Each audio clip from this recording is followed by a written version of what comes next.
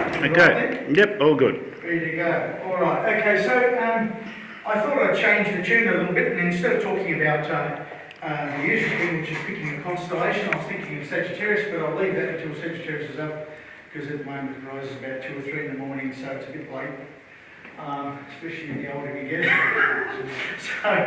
so I thought I'd just concentrate on mid-month, from February now that January's gone, through to April.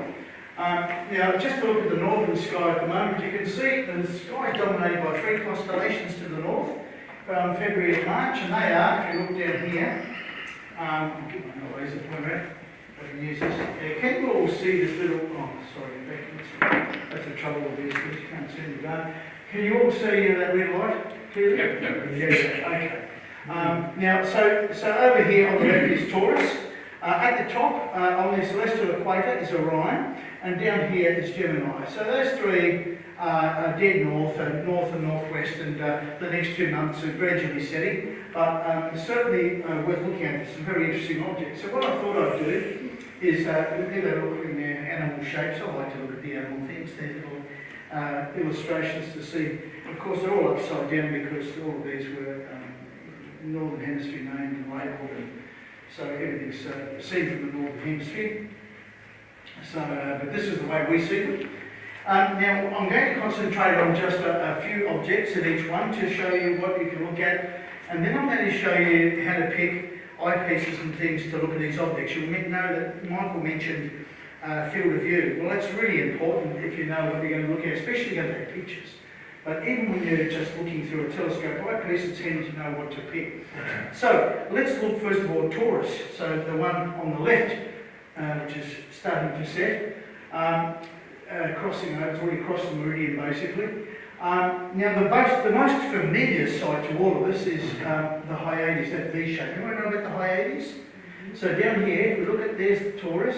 So that's the right eye of the bull, and Ain, that star's called Ain, is the left eye of the bull.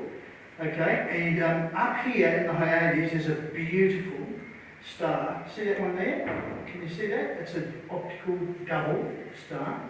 Now, I've done a little bit of research on it, and I've discovered that no one knows whether it's actually, no one can conclude whether it's an optical double or in fact a binary, a proper physically bound binary. Do you know the difference? So an optical double is where 2 stars are close together, but one could be 100 light years behind the other one and have no relationship to it. They're just close together in our line of sight. Does that make sense? Mm-hmm. So a real binary is one where they revolve about each other. So from what I could determine, no one seemed to know. Now this star here is of course Aldebaran. Here's Aldebaran. Now Aldebaran is a magnificent star, but it has nothing to do with that pack of stars. They were actually born of the same cloud of gas and are drifting along together. And I always like to think there's a bit of a zigzag here, isn't there? A Zorro sign? Anyway, if you look through a telescope, it's a nice little cluster of stars and worth looking at because Aldebaran is such a spectacular red giant. But anyway, Theta Tauri, so it's made up of 2 stars, 5.6 arc minutes to separate them. But the 2 stars are also what we call spectroscopic binaries. So you can't resolve them through a telescope because they're too close together. So they're 2 double stars. So there's 4 stars there, at least. And most of the stars in the night sky, more than half are multiple stars anyway, of some description, whether they're binaries or triple stars or quadruple stars. So just looking up here, yeah, quite a beautiful object. So I'm looking forward to it. I've never actually stared at that, but it's an easy target for the eye and binoculars. Quite easy. So you can see the magnitude is 3. Well, on if you've got good eyesight on a crystal clear night, you can see the magnitude 6 if you've got very good vision. 5 or 4 is quite reasonable, and this is 3. So you would stand out. The colour, and to pick up the colour, you probably need to look through binoculars or a telescope to get that lovely the blue and the yellow of the 2. So. Anyway, I thought I'd point that out because these are objects I haven't looked at myself and I thought they'd be interesting. Now, the more familiar one, you saw Matthew's image of this, the Pleiades. 110 arc minutes across. So what does that mean? That's about 2 degrees. That's 4 moon diameters across. The whole thing, the whole group of stars. And there are about 1,000 stars in that group.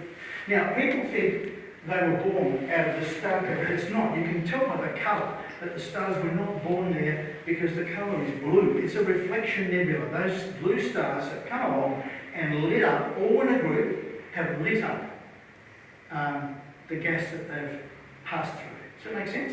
Just like, and made a glow. And so you see the beautiful wisps, and that's Alcyon, the really bright one. And some people talk about a handle, a double handle, that's Atlas and Pleione. They talk about a handle and a bowl, but I'm trying to see the bowl. Can you even see a bowl? I can't see a bowl. Anyway, I can see this arrow. To me, it looks like an arrow. Anyway, yeah, so it's about 100 million years old. It contains the visible, they're all blue, white, hot, young stars, basically, which is, so they're very young. About 43 light years across is the actual width of that. And the 9 brightest stars are named for the 7 sisters: Sterope, Merope, Electra, Maya, Taygeta, Kaleno, Alcyon, which is that one, and along with their parents, Atlas and Pleione. Pleione being a human female, not an immortal. Atlas was a god, of course. So their children, they've got their demigods, if you like, or demigoddesses. Does that make sense? Okay, so that's that group. Now, come back to the Hyades, because I haven't finished talking about them. Aldebaran is not a part of the cluster, as I mentioned. 153 light years away. Those stars are approximately 100, all in the same group, so about the same distance away. Roughly spherical group of hundreds of stars. There's probably 30, 40 light years across. The 5 bright members of the Hyades have consumed the hydrogen fuel at their cores and are now evolving into giant stars. And the last thing I wanted to pick up was this little thing.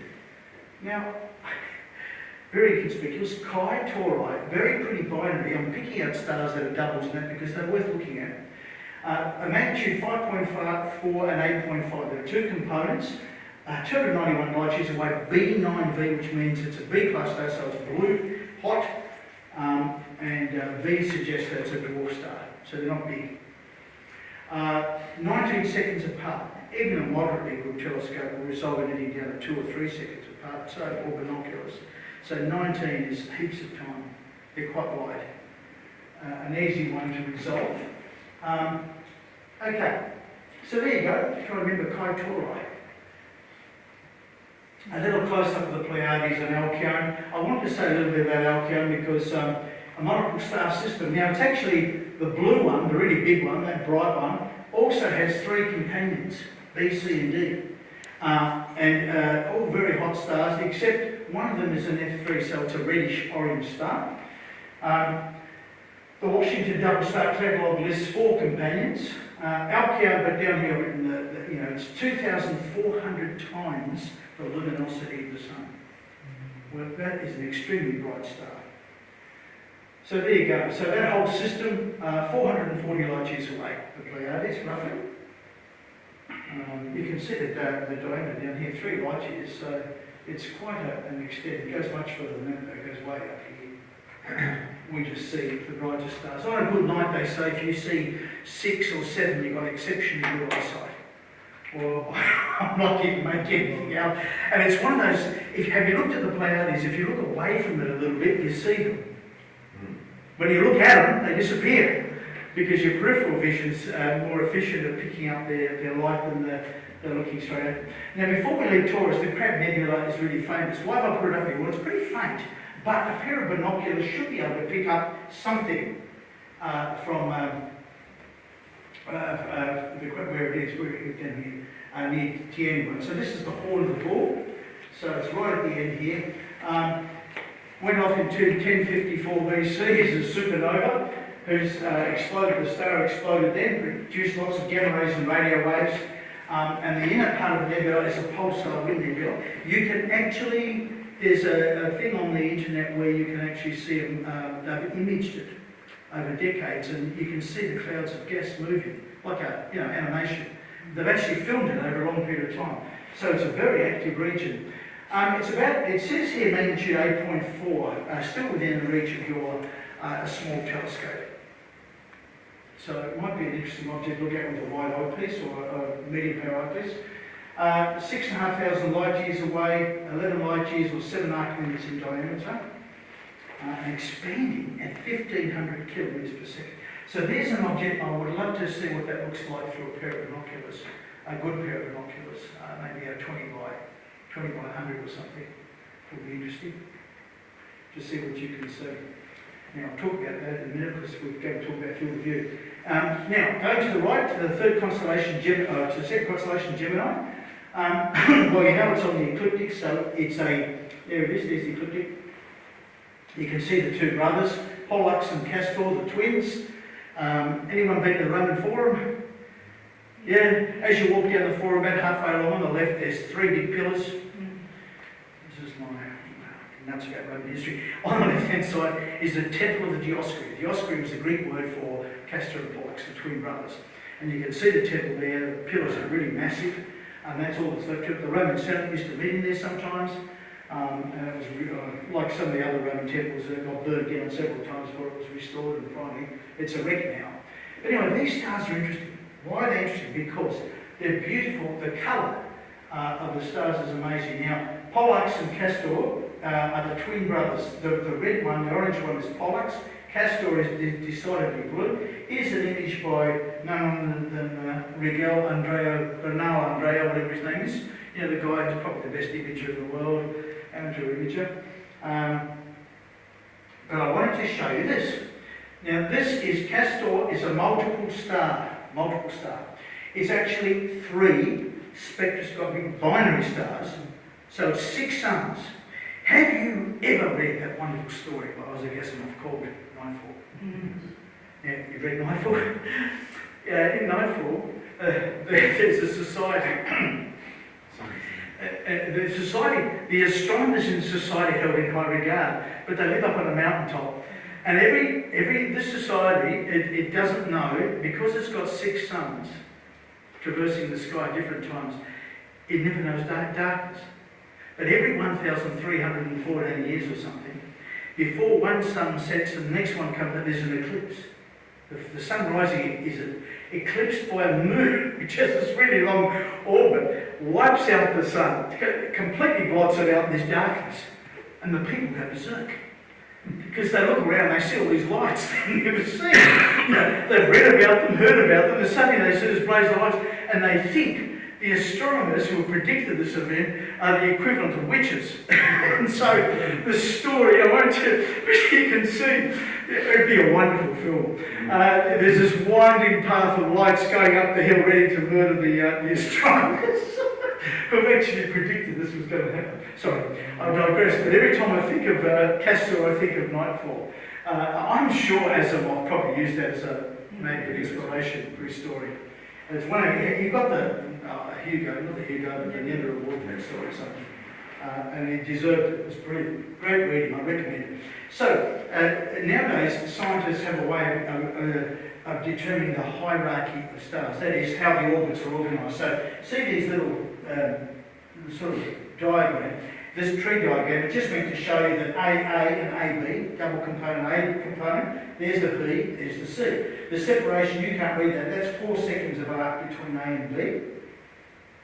Easily resolvable in a telescope, but between B and the two components of each star, the resolution is 9 days or 8 days. That means they're that close. Going around each other, you can't see it through a telescope. But you can see the major components, the 3. So you've got this one's 4 seconds of arc.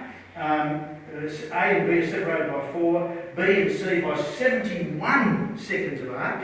That's a minute of arc. That's huge. That's a 60th of a degree. That's quite a bit of separation, and will not be a challenge if you know where to look, because the stars are not all very bright. The last one, the components, the second components. The last one is how far? 71 seconds. That's a lot, isn't it? 71 seconds of arc seconds. Yeah. Sorry, you can't read that. It's a bit small. Anyway, a white red dwarf system. These are red dwarfs. These two. So that's an interesting star to look at. Now, up the top right, leaving Castor and Pollux for a moment, we've got one Messier object in Gemini, and that's there it is there. It's a star cluster called the Shoe-Buckle Cluster, 418 members, 64 binaries, and a sizable distance away, 3,870 light years. Its brightest stars can be resolved in 10 by 50 binoculars. So you don't need a telescope, which is why I picked these things. Small telescopes will reveal some of the faintest stars. 6 and 8 inch telescopes have low magnification, show a full field, and I like to use my 6 inch telescope with a low power eyepiece because it's beautiful to look at these wide fields. So just moving on. Now Orion is the third and most dominant, but we've looked at pictures of Orion from that. We've seen a very popular constellation. So I won't dwell on this too long. You can recognise this is a picture I took in January 2018 with it's only a 30-second exposure or something, a 20-second exposure. But I liked it because the colours stood out. Betelgeuse is not that bright anymore. It's Regal. And Regal up here easily outshines it now. So Regal, Safe, Bellatrix, the goddess of war, Alnitak, and Mintaka. Up here you've got the Horsehead Nebula slightly above that. You can see it over here. Now, just to clarify things, we'll talk about it. The Horsehead Nebula is Barnard 33. The blue bit that you see in the horse there, that's NGC 2023. And this big flaming part up here, that orange bit, which is red here, is IC 434. Sometimes people get them muddled up, but that's how they're labelled. Now, the next picture, if you look over here, the Running Man is an interesting one. NGS, this is 1976 and 1977. M42 is the most common name for it. And the Running Man is over here, and Demiron's Nebula is M43. And this star here is a multiple star, Mintaka, a triple and zip O class star. Now, O class stars are extremely hot. And apart from Wolf-Rayet stars are, incredibly, hot. Temperatures are 35,000 degrees Kelvin. Where our star is what, 6? So many times hotter than our sun. The main components are triple. So I have the B component, 53 arc seconds. I'd like to have a look at that. I've never looked at these stars. See, our habit is to go out and look at these bigger gas clouds and things, but sometimes we should dwell on individual stars because they're quite beautiful through telescopes, especially these doubles and triples. So that's my aim this year, is to do a little bit of double stargazing, multiple stargazing. Out of all of these, Mintaka is the closest to the celestial equator. I think it's right on it, just there. Yeah. So let's leave that. That's just a close up.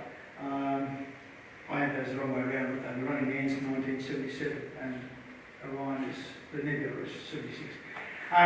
Demiron's Nebula is amazing, beautiful. I'd like to take, didn't mean to do that. Back we go. Oops. There we go. One last thing I was going to say, in the middle of this, trapezium. Now this is we're talking about how hard it was to expose the middle of the Orion Nebula, but those stars, they're the baby stars in there that are so, in fact, less than 3 million years old. So they've been born inside this massive thing. This is 30 light years across and 1,340 odd light years away.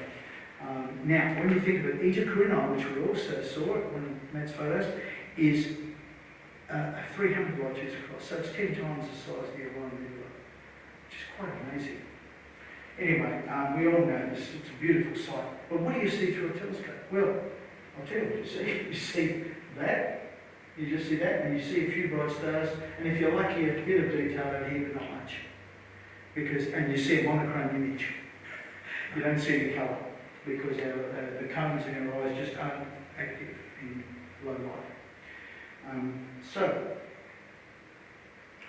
So what do we see? Now, I've got two programs here. One that I use called Astronomy Tools, and of course Stellarium, with which you're all familiar. So how do you know what sort of eyepieces to pick for what objects? Because as Michael pointed out earlier, the field of view given by your telescope and eyepiece combination or by your pair of binoculars is critical for working out what to do when you're looking at the night sky. You want to know what stuff to take along, so you don't label, fill your car with too many bits of work. Like I do.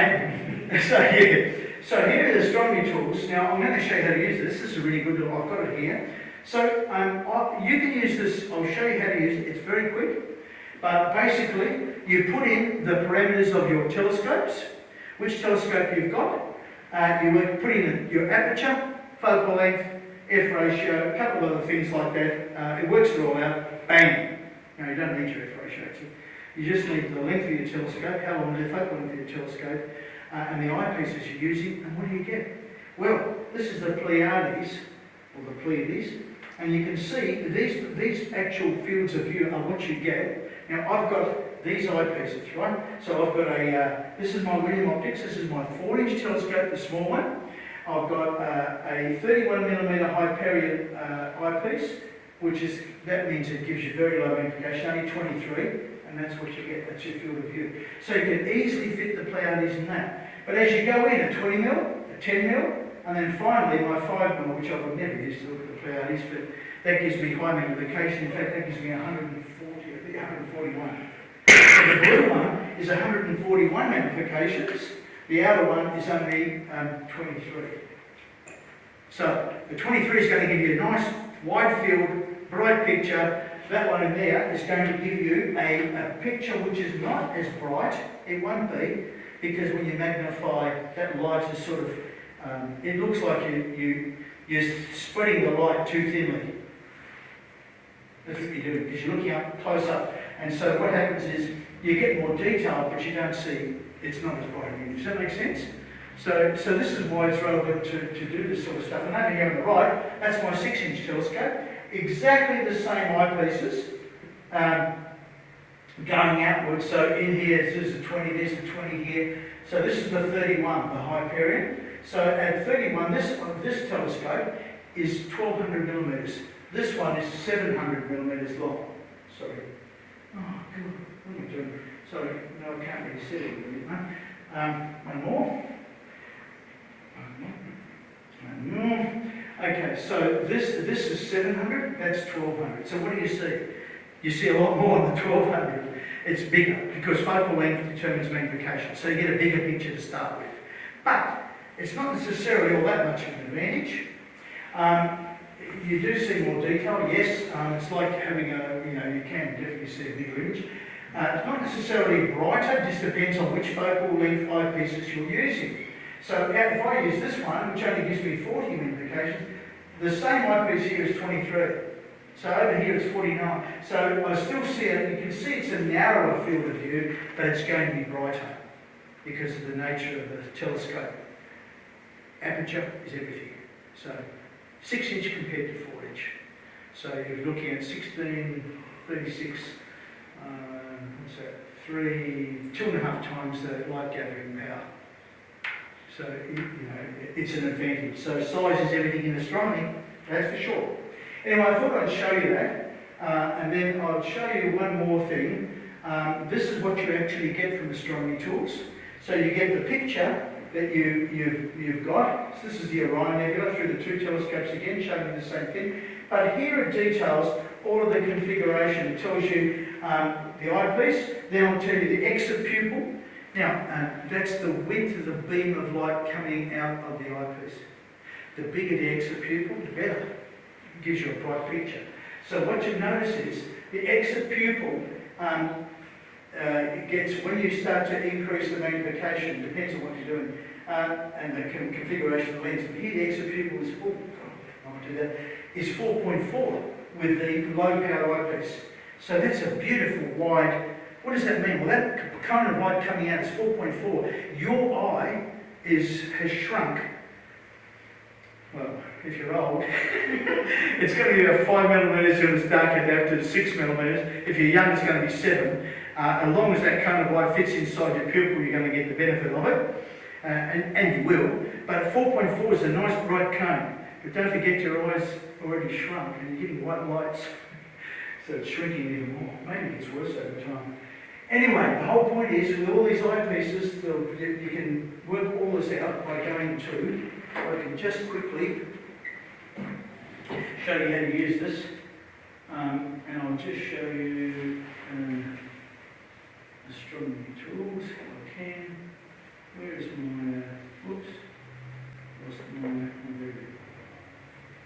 okay, let's go to Astronomy Tools. So in here, you can actually you can pick in your object, put in your object, like let's say M42, scroll down, the Orion Nebula, and then in here you can put in your telescope. Now if you don't have your telescope listed, you can put in whatever telescope you like.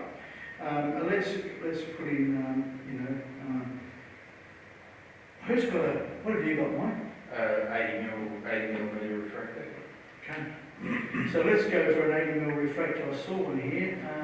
APM 80. Say, well, let's choose that one. APM 80. Oh, what's your brand? Skywatch. Skywatch. Get in here. Or Orion's equivalent to Orion. There you go. Skywatcher ED. ED, yeah. That's it. So let's put that in there, and let's put in, say, I don't know, what eyepiece will we use? You probably need like a 20 to 25 mil eyepiece. Okay, so, 25. Okay, there we go. Good. I'm Do the sorry. different brands make much difference? Sorry? The different brands make much difference? There's 25 in one brand. Oh, let's put in, there we go. To the field of So- view, no.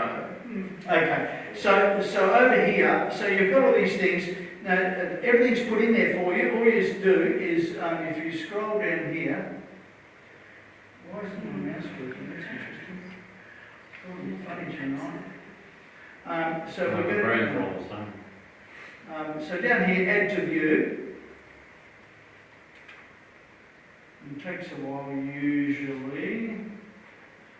It's making a wire of me. Where is it? N42. No. Why is it doing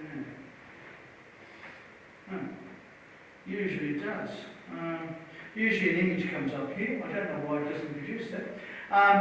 But it should do. Hit refresh or something. Yeah. Right, yeah. Right at the other end. Yeah. Oh, there it is. See the thing. Yeah, because it's strong red up there. We have lost internet. How have we lost internet? Hmm. What's happened there? Sorry. I'll resume transmission. Maybe we've got a time on it too. Now, what one did we use? Library, didn't we? Library's up top. Is it? Mm-hmm.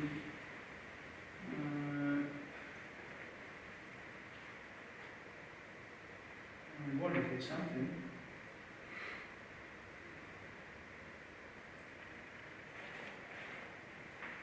I don't know what's happening. Anyway, look, we'll have to leave it. I'm sorry it didn't quite work out. I can give you a hotspot. No, look, well, it's just, what I wanted to show was how that was being used, but it's obviously, it's not working, so let's go back to our, to where we were. Oh, God, that's the problem. So, let's speed this up.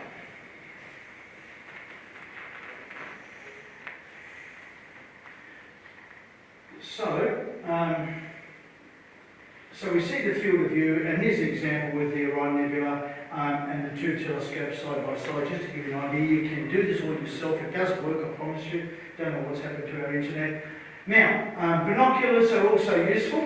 I put in 4 different sets of binoculars, 20 by 80, 7 by 50, 10 by 42, and 6.5 by 32, which are common binocular sizes that people use. And here is the Orion Nebula. What do you notice? It's small because the field of view is so wide. But you do get a bright image. Now, I remember last year when we were out here on the lawn, we were looking through 8-inch telescopes and 6-inch telescopes at the Lagoon Nebula in Sagittarius, and someone had a pair of binoculars, and I looked through the binoculars and they killed the images in the telescope.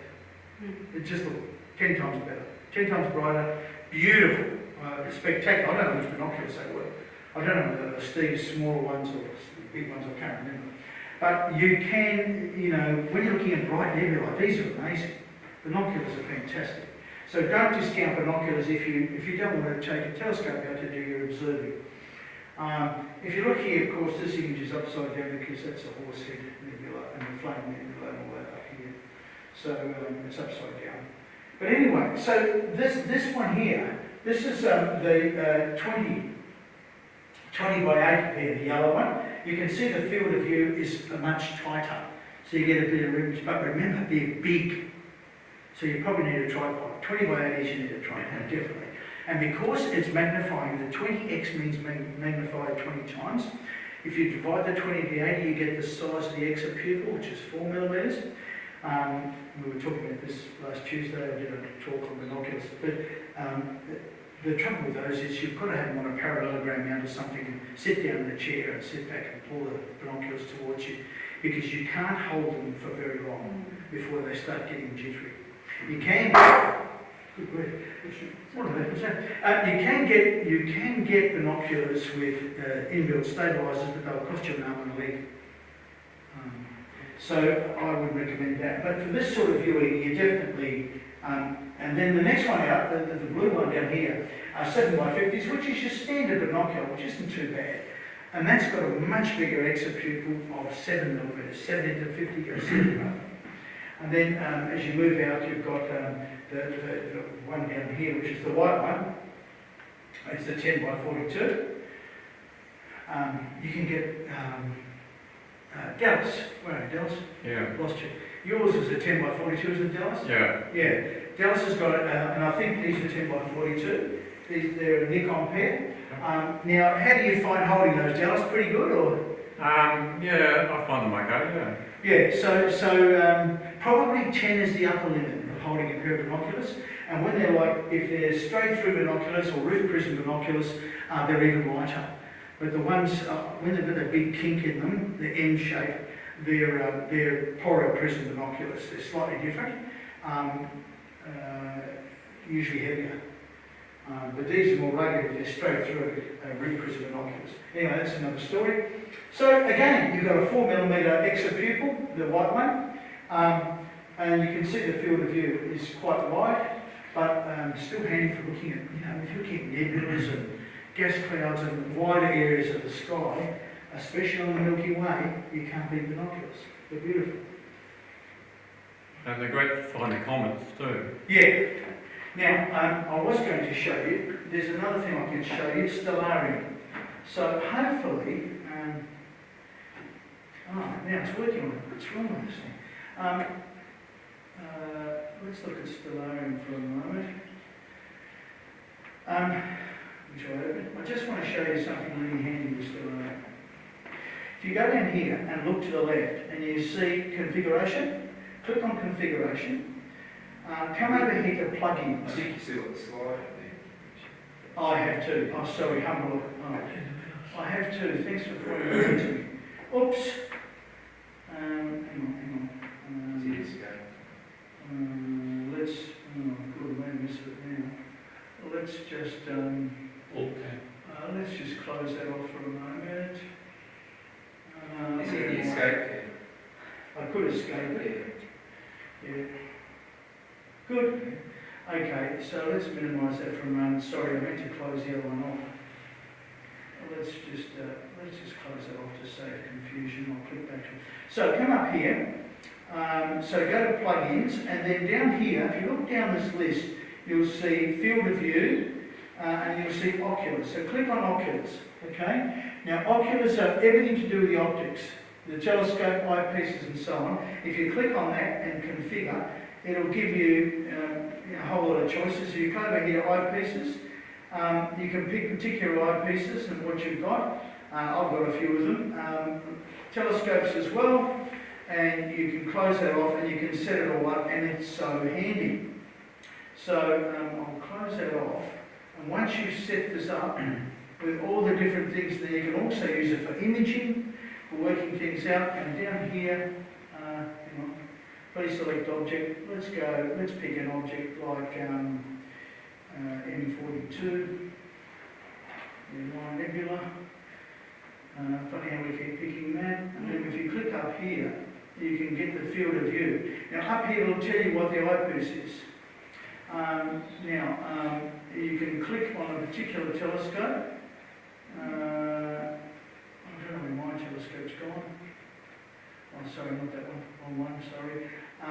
There's a 31 eyepiece, 31mm eyepiece with an 80mm telescope. But you can get, where nice one. That's interesting. I have to put my telescopes in them again. He seems to have forgotten them. But you can see he did the field of view. So you can change all that depending on what telescope and what eyepiece you've got. Now this is handy too for taking pictures of the night sky. So you can use it for imaging, you can use it for observing, which is a really, really good thing. So there are two tools you've got there already. So I'll go back to this and speed up now. I just want to show you those because they are handy. So, okay, let's move on. Okay, so that's what I was just showing you. So finally, the field of view through stellarium, showing you just what I showed you with the Pleiades. My telescope on the left with the Barber 31 eyepiece, on the right the 31 eyepiece. So you can use this just like you use astronomy tools. Really handy. Same with the Orion Nebula. What a view. So that's 140 magnifications on the left and 240 on the right. A little bit of a difference, but you can see once you start to magnify things, things get a bit dimmer and not quite as sharp. So it's better to have the brighter, smaller field, especially if you're observing. You don't need that kind of magnification. Anyway, let's go back. Let's face east. What can you see? Well, Excuse me, I've got to go. okay, that's all right. See you later. Thank you very much. Monoceros and Cancer. Now, Monoceros, I did a whole talk on that last year, so I'm not going to go over it. But just a couple of things in that, and in Cancer, I've never touched Cancer or talked about that constellation at all, so I thought we'd have a quick look at a couple of things. Now, Monoceros is famous for the Cone Nebula, the Christmas tree cluster. Can you all see a Christmas tree? Upside down. Yeah. So here's the Cone Nebula. This is in Monoceros, right, the unicorn. Here's the Cone Nebula. And if you go here, there's a star at the top of the Christmas tree. The Christmas tree is this triangular shape. Okay? And that star is actually, it goes out to about there. That star there at the base is S Monocerotis, which is a massive star. In fact, look at its spectral class. 07 is a composite star, not a book star. Very, very hot. And you can tell by the colour, look at the size and the luminosity. Now get this, 214,000 times as bright as the sun. So that's a stunning thing to look at. Now, why did I pick this? Well, its magnitude is 3.9. So if you were to look through a telescope at that, you would probably see this star would probably burn out a lot of the stuff because it's so bright. But if you're able to blot it out, now Steve's a great one for making masks. He makes masks for his telescope to blot out bright stars because he does a lot of double star observing. You can blot out bits of the view, especially stars that bright, and look down here and see if you can pick things up. For example, up here, can you see this? This is the Foxfur Nebula. You can see a couple of eyes and a nose. Have you ever seen a close-up of that? I haven't got it here, I've got it in my Monoceros talk, but it's a beautiful thing to look at. Anyway, so there it is located up here. The Christmas tree cluster, and that's all part of the same complex. And up to the right, we've got the seagull. Now, I put the seagull in there. Some people say it's magnitude 8, but then you look and you see someone say it's magnitude 11 or 12, which is really at the limits of even medium-sized telescopes. It's starting to 12 magnitude is pretty faint. My 6-inch telescope goes to magnitude 14, but that's about it. So that would be a faint object if that's indeed the case. But I'm not sure because I read that, the magnitude here is 6.97. I doubt, I've never seen it that low. Do you know that Michael? Off the top of my head, I can't tell, but I know that for imaging, just with the Canon camera, I've got to take at least 5-minute subs to get anything meaningful. Yeah. So if you were to look at that, you'd probably see the stars and a bit of wispiness, and that's about it. Yeah.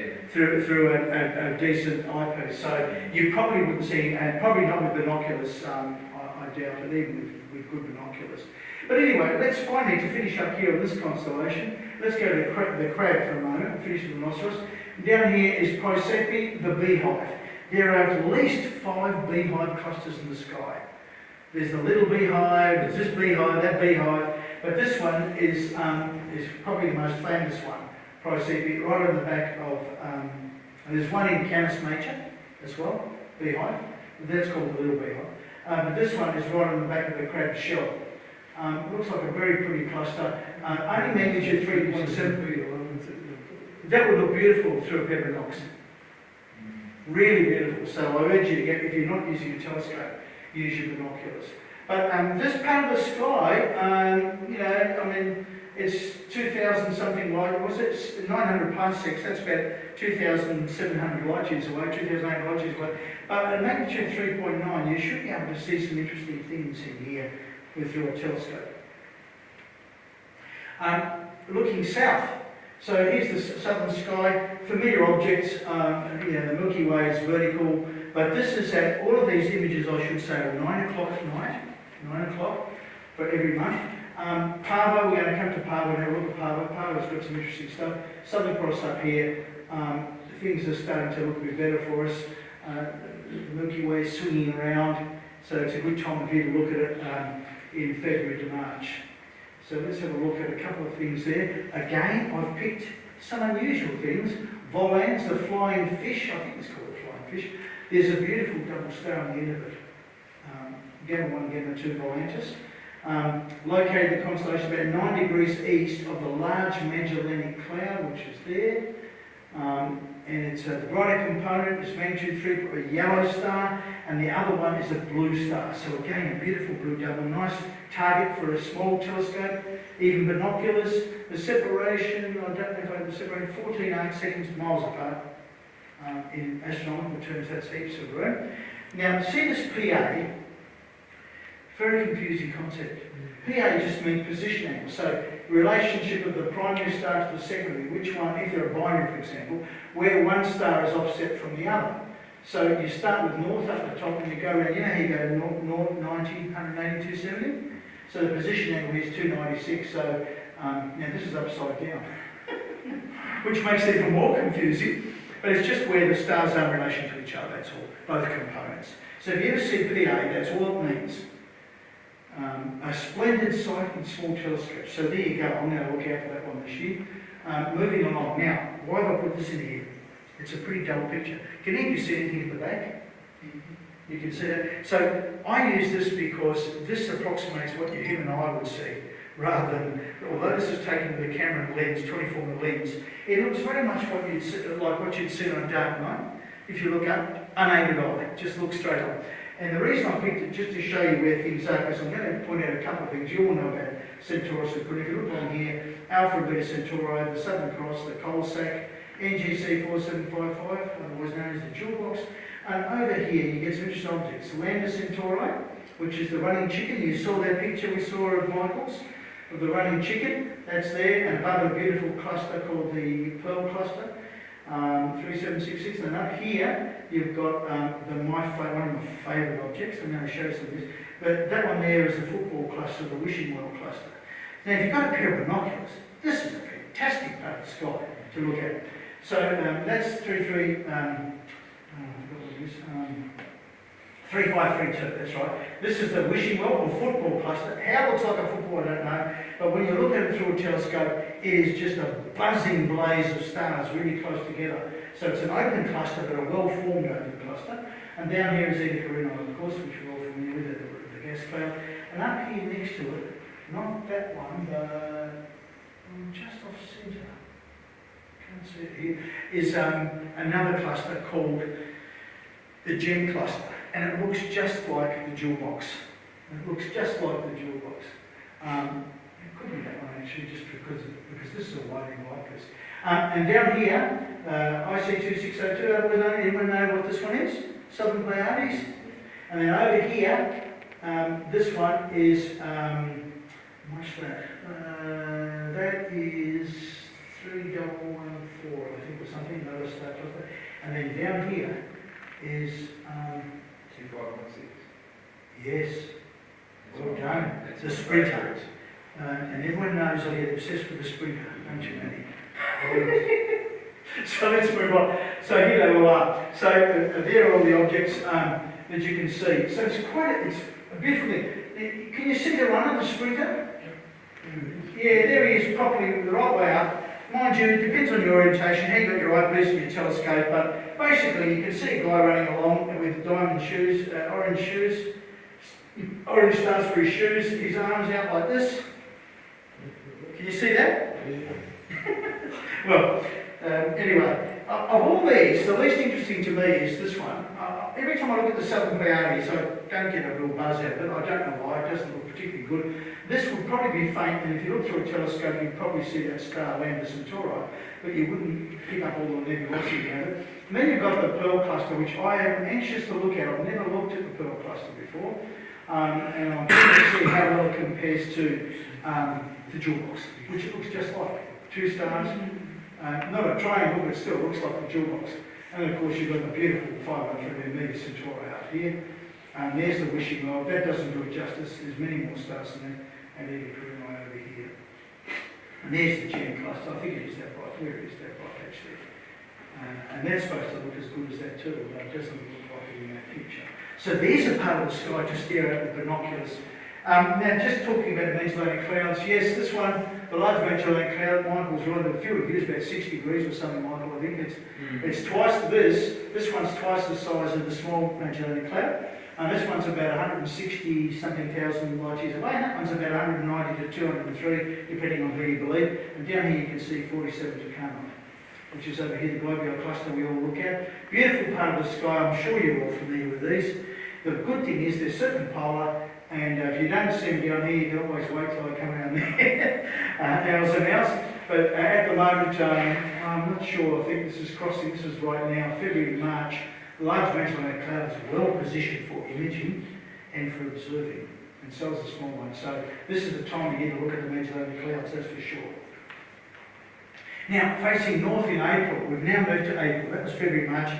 Now, you all realise the sky changes 4 minutes every day, so in a week it's about 28 minutes, which is near enough to half an hour. Multiply half an hour by 4, for a month you're getting 2 hours. So every month represents 2 hours of differential rotation of the sky, so all the objects rise 2 hours earlier each month. Does that make sense? As we go around the sun. So what does that mean? It means that, well, the sky's changed. And now you can see the northern sky is not dominated by here's Gemini sitting over here. By 9 o'clock, Orion set, or having set, but almost set. Over here in the middle now we've got Leo. A very interesting, and up here to the right, which we're going to talk about too just quickly, Virgo. Now this is a wonderful part of the sky for one reason, and it's galaxies. So, and globular cluster, which I'll come to. There's a beautiful Messier object in Leo. M68, a globular cluster, sorry, Hydra, I mean, discovered by Charles Messier, magnitude 9.67, that's pretty faint. You would need a decent telescope to do that, a reasonable telescope, a small one, medium one. But this star, Regulus, a blue-white main sequence star, is a double star. And divisible binoculars. So if you were to look at that through binoculars, you'd see it be a double star with a secondary of magnitude 7.7. So one's magnitude 7.7, the other one's a bit brighter, so it's not bad actually. Arcturus, oh sorry, I meant to show you Arcturus just quickly. I'm going a little bit fast because I'm conscious of the time. Backwards, Richard, not forwards. Oh, right. Last thing, Arcturus, Alpha Bogies down the bottom. You all know that star. It stands out like crazy, red, low down the sky. A K-type star, so it's more orange than red, and it's the third brightest star in the sky. There's always a debate which is brighter, Alpha Centauri or this one, but Alpha Centauri being a multiple star, they say that's cheating, so they've given this the accolades of being the third brightest because they say individual stars, not binaries. Oh, they're picky. Yeah. So that's why they're better debate. Now, look at this. Look at Leo, full of galaxies. You've heard of these, the Leo cluster? It is absolutely, has got the most, this is the Leo triplet, very famous. There it is. Now, just to give you an idea of the shape of Leo, there's Regulus again, which we saw on the last slide. The head of the lion is down here, the body is here. It just looks like a sphinx. And the tail is down here. Denebola represents the tail, or depending on your pronunciation. Now, this Leo triplet consists of these 3 galaxies, 3628, M65, M66. I've got a picture of M65 down here, magnitude 10, 35 million light years away. All these galaxies here on the screen are roughly 30 to 35 million light years away. 66 is up here from the Leo triplet, and down here is this one is 3628. Now they call this the Hamburger Galaxy, but we always call Centaurus A the Hamburger Galaxy, but no one else does, just Tasmanians, I think. But this is a real hamburger because it's got meat patty in the middle and a squash hamburger. Yeah, very squashed. Anyway, 35 million light years, so magnitude 10. So if a galaxy is magnitude 10, that's not too bad. But there are some that are 9, and 9.6 and 9.7, which really is pretty good. It's brighter for a galaxy. These are telescope objects, really. But this one here, 66, I'll just show you, from the Leo triplet, is magnitude 8.9. So that would be a very interesting thing to look at through a small telescope or binoculars. The other thing I was going to, it says down here, look, I'll put a quote here. Under ideal conditions, a dark adapted human eye with an aperture pupil of 7 millimeters has a limiting magnitude of 6.7. That's the faintest you can see at a dark side. A 50mm set of binoculars has a limiting magnitude of 11. Right? So your 7 by 50 is conserved to magnitude 11. And a 127, that's a 5-inch telescope, has a limiting magnitude of 13. Well, that's pretty good. So you don't need an enormous telescope to see some of these interesting objects. Steve is really good at finding galaxies, so I'm amazed at how quickly he finds galaxies across the sky. Any questions about that? One last thing before we leave. Look at this, the cosmic horseshoe, a gravitational lens. One supermassive galaxy in the foreground, that one, is lensing a galaxy behind it, bending the light into roughly a circular shape or a horseshoe shape. The foreground galaxy is found to be extremely massive with a mass 100 times that of our galaxy. 100 times our galaxy. Now, our galaxy's got, what, 200 billion stars? So we're looking at, we can do the math. It doesn't bear thinking about. Anyway, I thought I'd show you the galaxies in Leo cluster. Now, M87 is a supergiant elliptical galaxy. Now we come to Virgo. Now I've clouded out Virgo, but there's Virgo. Virgo's on the ecliptic facing east. And next to it is Libra too. Now, two interesting constellations next to each other. M87 is a giant or supergiant elliptical galaxy. One of the most massive galaxies. It has a large population, 12 of globular clusters. 12,000 globular clusters. Do you know how many Milky Way's got? About 150 to 200. It's got 12,000. Anyway, it's quite amazing. The diameter is 240,000 light years, so it's quite a bit bigger than ours. Milky Way, twice the size of Milky Way, 53 million light years away. But get this. Can you see this jet of plasma? Look at this big jet of gas coming out of it. The jet of plasma is material being ejected from a supermassive black hole in the middle of that galaxy. And it's called the smoking gun. The energy is 10 to the 13 times the energy used by the Milky Way in 1 second. So it gives you an idea. And that jet is a staggering, what did I read? I think it's 5,000 parsecs. It's got 1,500 parsecs. That jet of gas is 4,900 light years long. And it's travelling at relativistic speeds. What does that mean? It means approaching the speed of light. So that material is coming out at maybe 50% of the speed of light or something. Imagine the energy and in the path of that beam. And the lobes, see these bits here that come out, the white bits? They are 260,000 light years across. These numbers are, they just don't bear thinking about, do they? So there's some whopping great things. Now, before we leave this, I want to start with Fusilier. I came across this, I thought this was interesting. Magnitude 7.2, the oldest known star in the universe is in Libra, down here. Believed to be created shortly after the Big Bang. Its precise age is 14.5 billion years, plus or minus 800 billion. The star's age is estimated to be 14.46 exactly, while the universe is 13.77. So this is older than the universe. The star's age does not really completely age the universe because the values are uncertain. So 190 light years away. I thought I'd put that in there, Methuselah star, in Libra. Okay, so finally a bit more. The Sombrero Galaxy is a beautiful galaxy in Virgo, diameter of about 49,000 light years, 30% of the size of the Milky Way. That's one we know well, and that's a beauty, and there it is there. Here's Spica, the brightest star in Virgo, and there is, in fact, that there represents the Virgin's hand, and if it's between that and the next constellation, I'm trying to think what that is. Anyway, there it is there, so there's Spica, so a bit up from Spica. Now, they reckon that this galaxy has the highest absolute magnitude from 10 parsecs, so minus 21.8. That's how bright it would be if you put it at 10 megaparsecs is 32 million light years away.